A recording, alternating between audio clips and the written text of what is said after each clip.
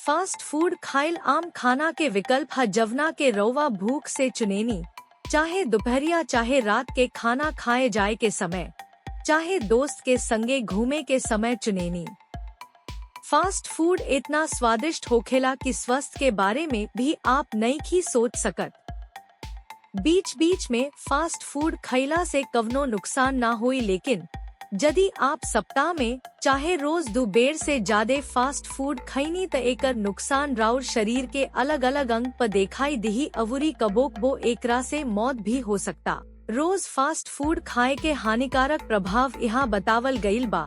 पहिला, रोज fast food खइला से राउर ब्लड प्रेशर बढ़ सकता, काहे कि फास्ट फूड में प्रिजर्वेटिव के रूप में सोडियम के मात्रा ज्यादा होखेला, जवन के जब खून के संचार में जाला त खून के नली के संकुचन हो जाला अवुरी हाई ब्लड प्रेशर हो जाला।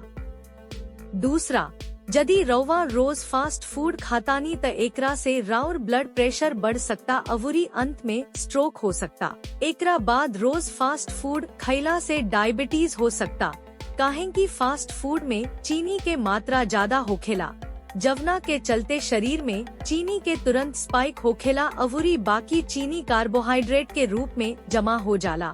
जवना के चलते इंसुलिन के प्रतिरोधक क्षमता होखेला अवुरी डायबिटीज हो जाला।